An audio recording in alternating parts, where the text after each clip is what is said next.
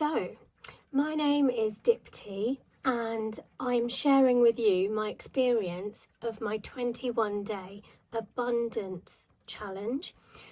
This abundance challenge has been set by Deepak Chopra, and I'd like to share what's happened for me in the last 21 days. Today is actually the 21st day.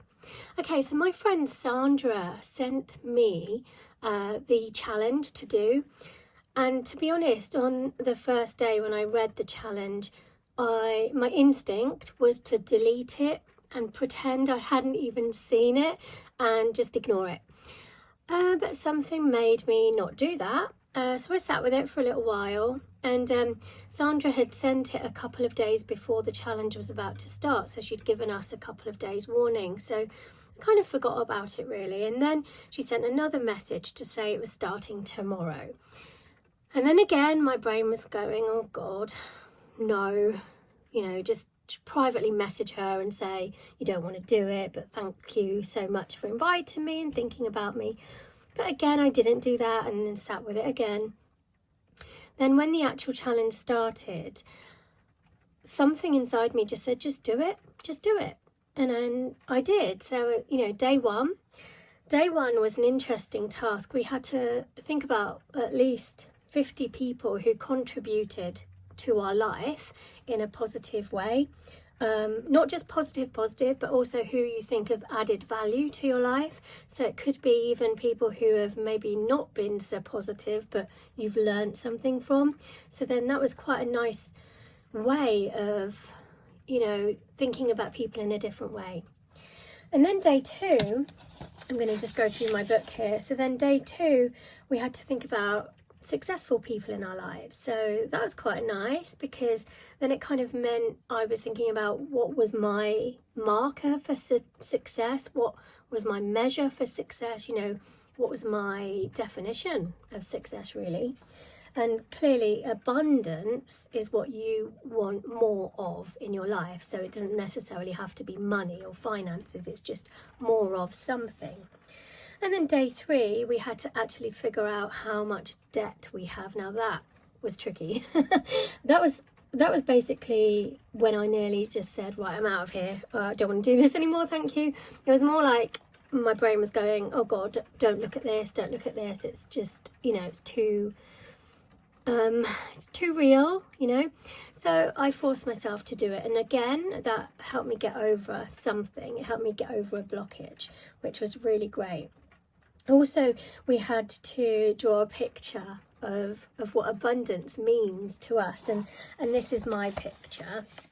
So basically, I don't know if this is backwards or forwards because I'm doing it with a weird mirror effect here, so hopefully it's not backwards and you can kind of see that, but it's basically a note, £500,000 note with lots of coins, and the note's got lots of metaphorical significant pictures on it that mean something to me.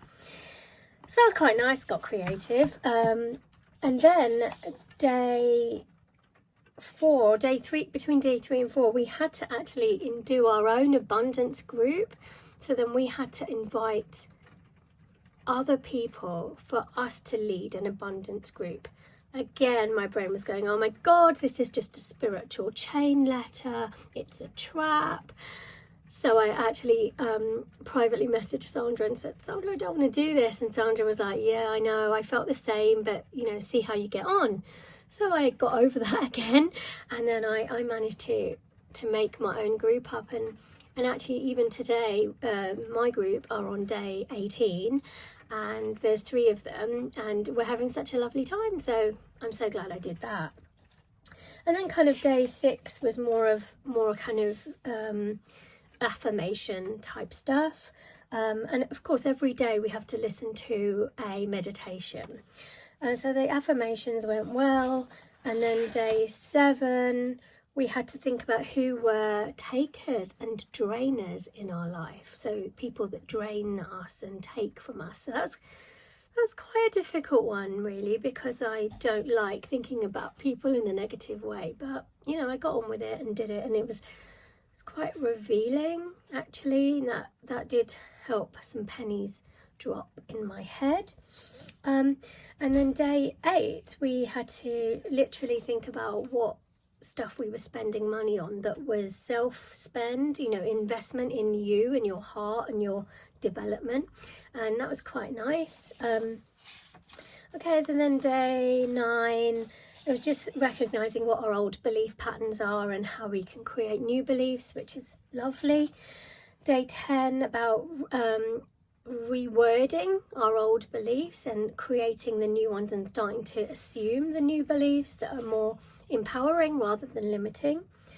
And then day 11, we had to then think about our parents. Now this was quite difficult for me because both my parents have died, and so the actual task was talking to your parents, asking them about certain things in their life and questions, and clearly I can't ring my parents and ask them things, so I had to imagine what they would say. Now my dad passed away a long time ago when I was 23 years old, so it's over 20 years ago now, and it was hard for me to kind of connect with what he would say, but I managed, but it was again difficult.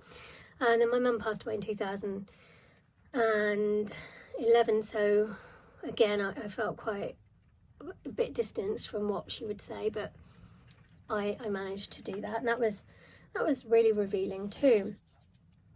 And then we went on to day 12 and 13, and this was still very much focused on our parents, so I found those days quite difficult, but I got there. I got through it. Day 15, we had to write our parents a letter of forgiveness and compassion, and that was actually really nice because it was very cathartic for me. It was almost like I could say things that I hadn't said, so yeah, that was really lovely. And then, oh, this was a really nice quote. It says, "As I live in present moment awareness, I live the magic of synchro destiny." And I really love that. And to me, synchro destiny is a really nice image. It's about connecting with the universe and knowing that we are all part of the same plan and the same cosmos. I think it was at that time I realized that I could make my own abundance audio for myself, because I'm a hypnotherapist. I make audios all the time, so I actually went off and made my own abundance audio, and something definitely shifted there for me. That was a very significant moment. Then day 16 and 17, I kind of worked out what you have around you, what you already have abundance of.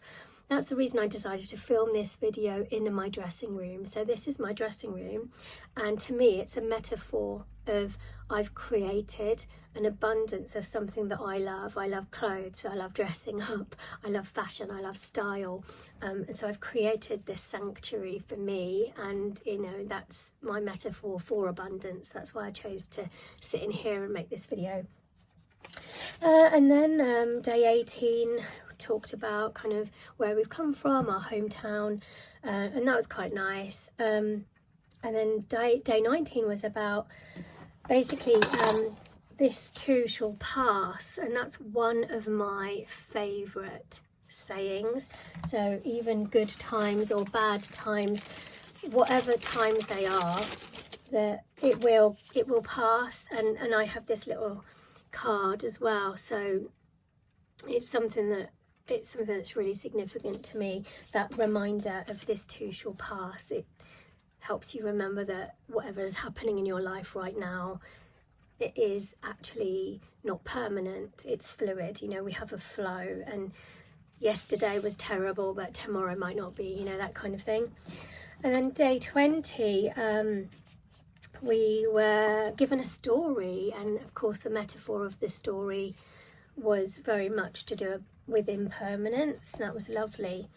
And then we are here today, day 21, and the task for day 21 is to make a video of your experience, and here I am. So I'm going to do my meditation now, and just to say that this has been one of the most enjoyable 21 days I've probably had ever, and the fact that it's been a group of us, so that's been really, really lovely to know that Cynthia and Mandy and Sandra and me, we've all been connected together, and I don't know two of them, but I feel like I do in the cosmic soup. And so I've had a lovely time. And for now, hope you have a good day. Bye.